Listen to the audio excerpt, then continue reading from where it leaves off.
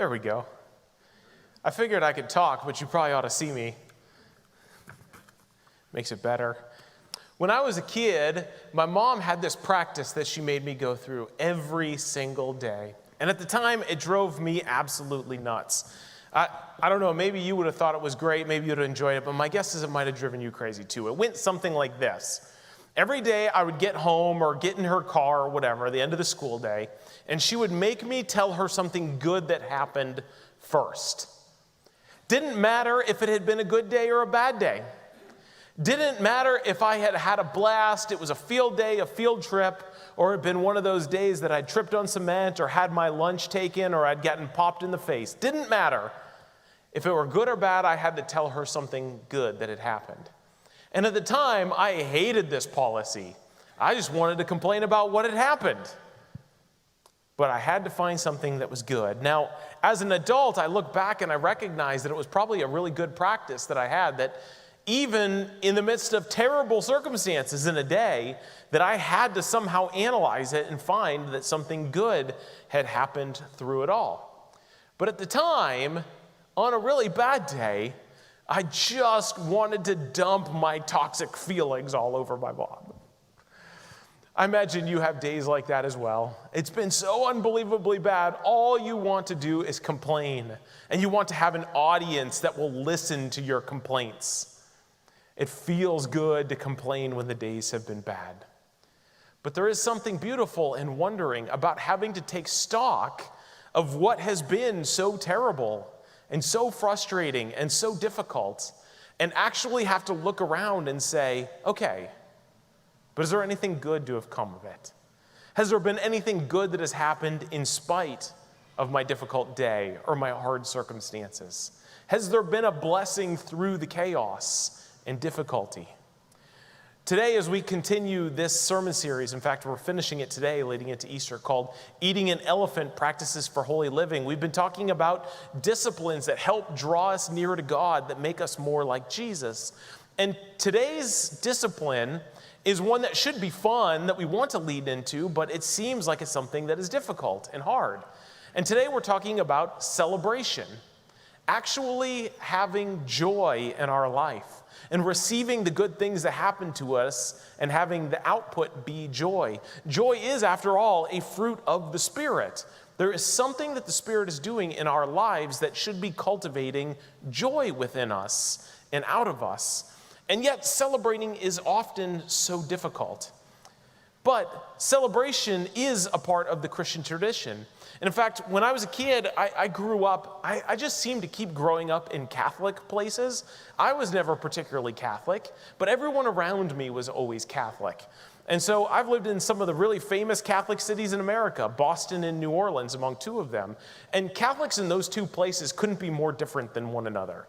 When I was in Boston, Catholicism was rigid and liturgical, and often those people were formed in guilt that I knew who were Catholic, and they loved their guilt. And then I moved to New Orleans, and the Catholics there were completely different.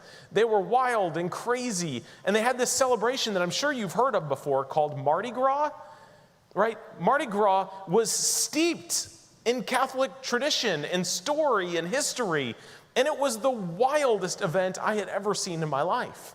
And every single town would have Mardi Gras parades all through the winter period leading up towards Lent. Now, I'm going to show a video here just in 1 second so you can see a little bit of what it looks like. But this didn't just happen in Bourbon Street downtown. The whole state of Louisiana got caught up in rapture about the joy of celebrating Mardi Gras with each other. But as you see this video and see the celebration, notice all of the Christian language and tradition and church calendar and rotation of the year that is happening in this story of how really Catholics, but all people in Louisiana celebrated the time of year leading into the moment we are now. Check this video out.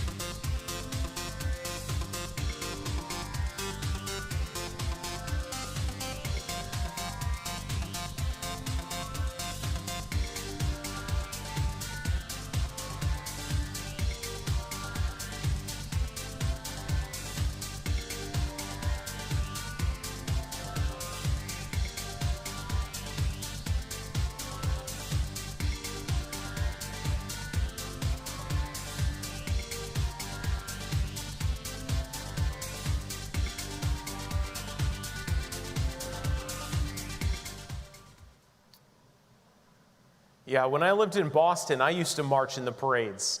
As a Cub Scout or baseball player, it was really boring compared to this. Moving to New Orleans, and all of a sudden these floats are coming through your town, throwing beads off.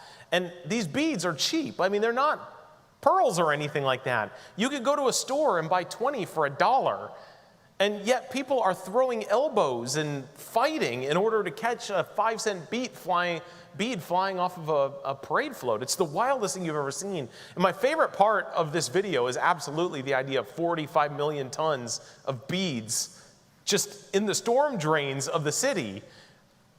It's hard to even fathom how many beads that is and how many people missed what was thrown at them. But it is a celebration through and through, and you notice the religious language that was baked throughout all of those facts. It is specifically their Christian faith and celebration that led to this wild parade. Now, I also know, if you've heard of this before, you know that there's a tad bit of debauchery attached to some of the things that happen around Mardi Gras. And so we're not talking about celebrating that much today, if you know what I mean. But celebration is a part of Christian tradition and part of Christian traditions. In fact, some of us in here grew up in more Pentecostal type churches where celebration was a part of week to week. How many of you in here grew up in a Pentecostal Assembly of God kind of church? Yeah, now those places are loud and boisterous. Every single week is a celebration where hands are raised and music is loud and singing is loud and celebration is a huge part of the gatherings. Then there are other folks who grew up in more rigid environments where there was a clear way that we were going to do. You could predict exactly what time church was going to end and who was going to say what, right? It's Catholic, Presbyterian, Anglican. How many of you grew up in that kind of environment? Yeah. And those two couldn't be possibly different from one another, except that they're both centered around the story of Jesus and worshiping and celebrating Jesus. It's kind of wild. In fact, Pastor Jake and I were just talking this week about how it's kind of strange that we have friends that grew up in very free-flowing worship Pentecostal settings who, when they became an adult, were dying for something that had a little bit of form and structure to it, and made what seems like a wild move over to the Catholic Church or Presbyterian or Methodist or whatever. And then we have other friends who grew up in very formal churches with high liturgy who are desperate for just a little spontaneity in their life and moved over to a more Pentecostal church as an adult. And there is something to be said about both of these kind of ways of worship. And so in our church, I think we're kind of somewhere in the middle. And so we've got people who wouldn't raise their hand if Jesus asked them to. And we've got other people who are spinning and flying and shouting and hands in the air. And there's really something beautiful about all of these expressions of worship, I think. It's really great. But no matter what your style of worship is, I don't want to talk about celebration in terms of getting more Pentecostal or louder or something like that. I want to talk about celebration as more like sparking joy, having the ability to see what God is doing in the midst of our lives, having eyes to see the presence of Christ, and being willing and able to respond with joy and happiness at the fact that Jesus is present and active in our lives. And we were talking about celebration today in particular because it's the last Sunday before Easter. Today is what we call Palm Sunday. And Palm Sunday is found in the scripture in all four Gospels. Now, if you were to read all four of the Gospels, not every story that you know about Jesus is found in each of the four Gospels. But generally speaking, like for example, I'll just say, Christmas is not found in all four Gospels. I mean, just think about that. Christmas is not found in all four Gospels. But Palm Sunday is in all four of the Gospels. And anytime something shows up in each of those four Gospels, all of which are trying to show us a different angle of Jesus and the completion of what it was he was trying to accomplish, something shows up in all four of them, that should sound off alarm bells that this is pretty important. But what's wild as well about a story like Palm Sunday is that it's narrated and articulated as important in slightly different ways in each of the four Gospels. Let me give you an example.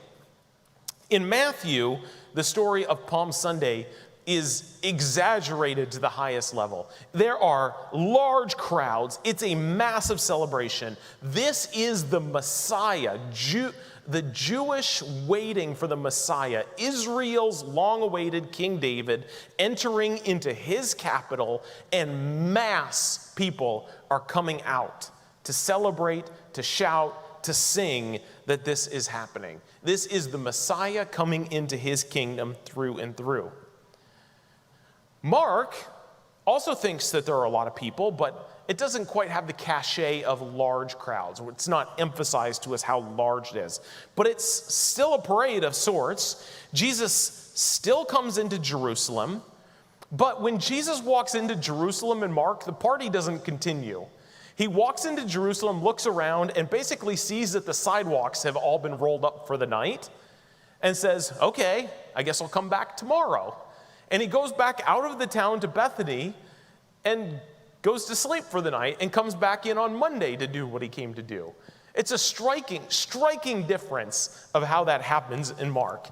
Then in Luke, which we're going to read later today, it has the celebration emphasis of the other ones as well, but we're introduced this time to the Pharisees being present. And there's a real emphasis on how angry the Pharisees are about this. And basically, you could sum up the Pharisees like this. They seem to know Jesus. They might have even gone to rabbi school with Jesus. They remember when he was a 13-year-old kid, and they can't believe that his head has gotten big to the point that he's letting people worship him on the way into the city. So they're grabbing Jesus and pulling him to the side and saying, you have got to rebuke these people who are celebrating you like you're the Messiah. And Jesus says, hey, if I quiet them, the rocks will cry out in praise of me. Now, just imagine how scandalized the Pharisees were after that line. Then John has a bit of a different take. John always has a bit of a different take, but John has a different take on this one as well. He quotes Zechariah. He makes it clear that he understands that this is the Messiah coming in. People shout and lay branches just like the other one.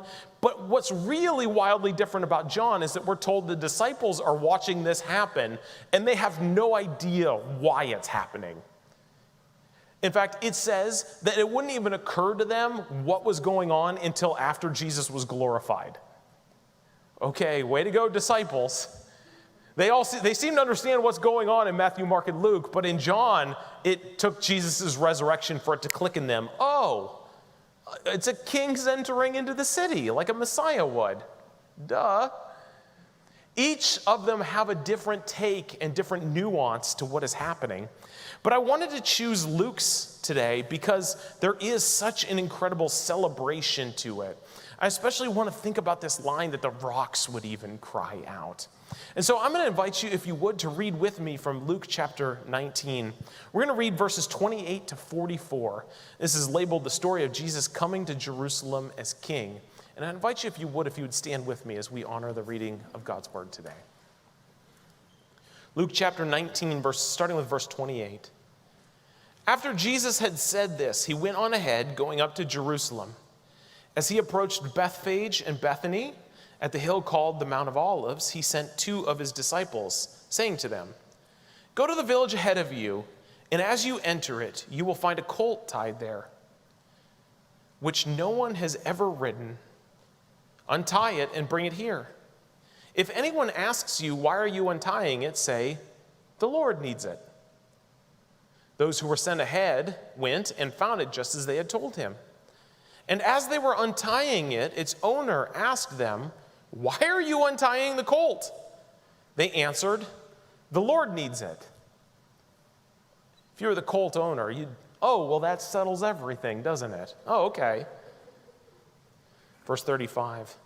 They brought it to Jesus, threw their cloaks on the colt and put Jesus on it. As he went along, people spread their cloaks on the road. When he came near the place where the road goes down the Mount of Olives, the whole crowd of disciples began joyfully to praise God in loud voices for all the miracles they had seen. Blessed is the King who comes in the name of the Lord. Peace in heaven and glory in the highest. Some of the Pharisees in the crowd said to Jesus, Teacher, rebuke your disciples. I tell you, he replied, if they keep quiet, the stones will cry out. As he approached Jerusalem and saw the city, he wept over it and said, if you, even you, had only known on this day what would bring you peace. But now it is hidden from your eyes. The days will come upon you when your enemies will build an embankment against you and encircle you and hem you in on every side. They will dash you to the ground, you and the children within your walls. They will not leave one stone on another, because you did not recognize the time of God's coming to you. This is the word of the Lord. Thanks be to God. You may be seated. You did not recognize the time of God's coming to you. This is an incredible story of a people who are hurting and struggling, sad, burdened, overwhelmed. And God comes to them. They don't need to go seeking and finding God. God has come to them. And Jesus is mourning that through all of the struggle that is both real and coming in their future, that there are those who don't have eyes to see that He, the presence of God, is in their midst. They don't have eyes to see it. They're overwhelmed with the day-to-day. They're overwhelmed with angst. They're overwhelmed with anger. They're overwhelmed with hurt. They're overwhelmed with sadness. They're overwhelmed with the political climate that they live in. They're overwhelmed with overbearing religious structures. They are overwhelmed within Jerusalem. Life is a struggle. It is not the way they want it to be. They are hurt, grieving, sad, afraid. They see that with incredible clarity. What they cannot see is that God has come to them in the midst of their struggle. Those who do have eyes to see that Jesus in particular is the presence of God come to them. He is the Messiah who has been sent to save them. Those who have eyes to see are not at home mourning, missing what God is doing in their midst. Those who have eyes to see that Jesus is the Messiah have the same circumstances that the people in their homes in Jerusalem have. They are also disappointed in their government. They are also frustrated with religious structures. They are also yearning for more resources and a better life and a better future. But it has not kept them in their mourning. They have left their homes because Jesus has come to them. And He comes to them as King. This is a scene that is one that we should understand to some degree from the way we have pop culture. Just think for a second, if you will, back to the movie Aladdin, which I imagine most of you have seen.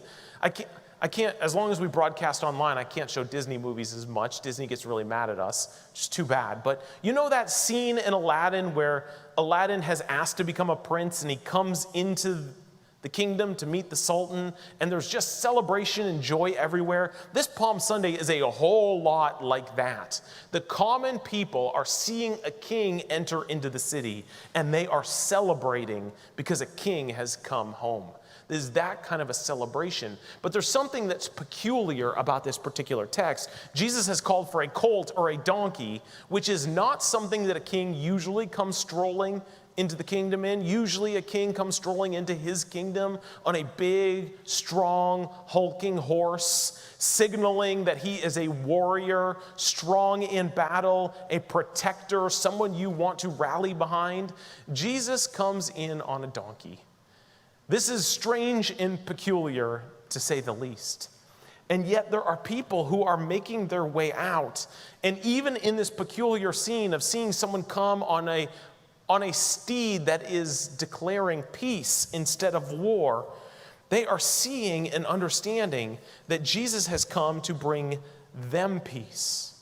And so in the midst of all of the circumstance that they are in the midst of this unrest, this frustration, in this era of unmet expectations, in hopes that a Messiah would come and liberate them from the Romans, in all of the hopes and dreams they have, and the feeling of people just crushing in from the outside of them, they should be a people of despair. But they look upon a guy from Nazareth riding in on a donkey, and they see hope. They recognize that this is the Messiah who comes to liberate them. They no longer are bound by the circumstances of their life. They let loose and they party and they celebrate in spite of the fact that their life is colored by things that should keep them down and frustrated. If they were going to be governed by their circumstances, there would not be a party on the street leading into Jerusalem. Their circumstances remain on Palm Sunday. But Jesus has come as the Messiah to enter into their circumstance. He is not living out and about in the fields asking people to pretend like their circumstances don't matter and come to him. He goes right to the heart of the matter, and he brings with him a sense of peace and hope and restoration. He has come to make all things new for a people who are weary, broken, tired, sad, and grieving. You see, the thing about Christian faith is that we are called to celebrate, but we're not called to just celebrate and pretend and be joyful for nothing. You see, there's all sorts of disciplines in the Christian tradition that help us deal with our sadness and grief and hurt. We should take very seriously that we're that we're called in the scriptures into seasons of lament and grief and fasting and prayer. This idea of celebrating, we're not called to celebrate nothing. We shouldn't just wake up in the morning and say, I'm going to be joyful today. We're not told in stories like this or really anywhere in the Bible to just make up joy and to celebrate nothing. We can't be happy all the time. There are seasons when we are touched by grief. But that puts us firmly into the shoes of the people who are celebrating today. They have reasons to be sad. They have reasons to have grief. They have reasons to articulate unmet expectations and hopes for something more.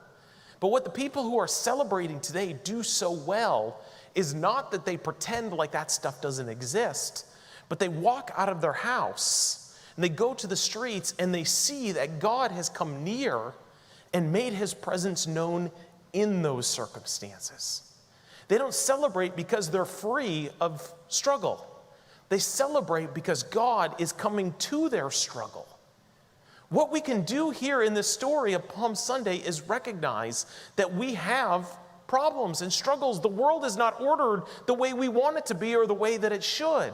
There are hard times.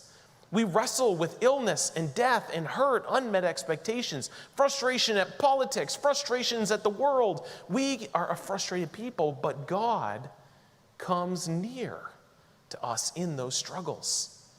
The struggles don't go away, but they celebrate because they have opened up their eyes in the midst of struggle to ask the question, where is God in the midst of this struggle? And when they ask that question and open their eyes, they see that the Messiah draws near to them and enters into the heart of the struggle in their story, in their situation. When we're struggling, when things aren't going well, when we're concerned about our marriage or finances or what's going on in DC or what's happening in world politics, what's happening in our bank accounts, what our retirement is looking like, when we have very real anxieties about this world, we're not supposed to just pretend like it's all okay. If we want to be a people of joy and a people of celebration, when we feel the anxiety and hurt and struggle of this world, people who celebrate say, where is Jesus in the midst of this? Is he still a Messiah and a Savior who draws near even when the circumstances aren't going our way? Where is he? What's he doing? How is he hearing me and listening on my behalf? How is he helping me? How can I find him through the struggles that this life gives to me? You see, the people who come out onto the streets today have so many less blessings than we do in our life today. They have so much less than we do. Let's just, tit for tat. Let's just weigh our lives against theirs. We have cars. We're not occupied by a foreign government and a foreign army. We have cell phones, modern kitchens, tap water, grocery stores, electricity that comes to our house. We don't have to hop on a horse to go to the next town. We don't have to carry jugs of water back to our house. Over and over and over, our life is far more simple and easy than the life that they lived of hard work and pain for a simple, short period. And yet, through all of that struggle that they had, they line up on the street because God has come near to them. And they celebrate that God is coming to their city, is entering into their struggle. And so joy emerges. Celebration emerges. And it's not about faking. It's not about just having an ecstatic moment. It recognizes that they're longing for something that they don't have. They're longing for their world to be turned upside down. They recognize the struggle and the hurt and the pain and the wrongness all around them. But Jesus represents peace and hope in the midst of that, and he is coming to them. The wrongness of the world doesn't go away. The wrongness of the world is going to hang Jesus to a cross in about 5 days. The wrongness of the world doesn't go away. But when our world is ordered wrongly, Jesus draws near. Jesus comes to us. He makes himself known in the midst of the struggles and the pain that we have. And the people rightfully and knowingly celebrate that no matter what this world can do, no matter what is misordered around us, Jesus is near. And that's worth celebrating. Now think about this. They didn't need some big, miraculous, amazing thing to happen. I mean, read the story, nothing happens. Nothing is new here. In fact, they have precious little to celebrate with. Just think about the ingredients that lead to a celebration as grand as Palm Sunday. Ingredient number 1, a donkey. Check this picture out. That's ingredient number 1 to lead to the celebration. This mule, goofy looking thing. Ingredient number 1. Ingredient number 2 is people who have cloaks and coats. Now, you know how the celebrations go. You throw down a red carpet for royalty. They didn't have a red carpet. So in order to welcome him into the city, they took their coats off and threw it on the ground so that there would be some kind of carpet to let him know that they recognized his royalty and that he was welcome into their lives. That's ingredient number 2. Ingredient number 1, goofy donkey. Ingredient number 2, coats on the ground. Ingredient number 3, a few branches. Traditionally, we've called them palm branches, that they are pulling down from trees and throwing that on the ground and waving them around. That's it. That's the formula. Branches, a coat, and a donkey. Except it wasn't it. There was Jesus. So often, when we face trouble and struggle in our lives, and we can't well up joy within us, we can't celebrate the things that we have had and do have and are all around us, we could take stock of Palm Sunday and say, well, we've got more than branches and a coat and a donkey. We've got Jesus too. Jesus comes to us. And that's worth celebrating. And it's worth celebrating because it's more than enough. It's more than we need. And the people there recognize the power of the Messiah drawing near to them. And the Pharisees don't, of course. The Pharisees are scandalized. They're angry. They recognize Jesus as just a guy who's a rabbi like them. They can't see what God is doing in particularity in Jesus. So they grab him and pull him aside and say, shut them up. This is all too much for just a rabbi. But Jesus is not just a teacher. He's the Messiah. He's the Son of God. He is the presence of God. He's the ministry of God coming to them. And Jesus rebukes the Pharisees instead, and rightly so. And he says, if they shut up, I tell you what, the rocks will cry out. I don't know about you, but I've still not found a mouth on a rock. So I'm not real sure how that would work out. But when the presence of God draws near, even inarticulate things sing praise to that which created it. We are made to celebrate a God who created us, a God who comes near in the midst of circumstances that are difficult. We are meant to celebrate a God who makes his way into our worship services. We are meant to celebrate a God who finds his way into our circumstances that are out of line and out of whack. Whether that's our political situation, our jobs, our families, our bank accounts, our worries, God comes near even in the things that we struggle. And when God does come near, and when God makes himself known to us, when God shows his face and his presence to us, we're invited to celebrate, to not just simply say, hey, that was good, but to really have some ecstasy within us, to invite joy to well up. We've got to have joy when God comes near because we let the emotions of the negative well up so easy.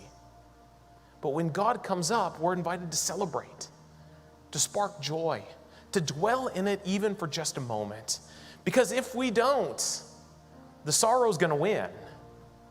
And if we don't, the rocks will cry out in our place. And we don't want the rocks to take our joy from us. We want to experience the joy of the presence of God. And the presence of God is coming to you. It sees you. It finds you. It's coming near. And you may not feel it today. You may not feel it next Sunday. You may not feel it the Sunday after that. But when you do, see that the presence of God has come near.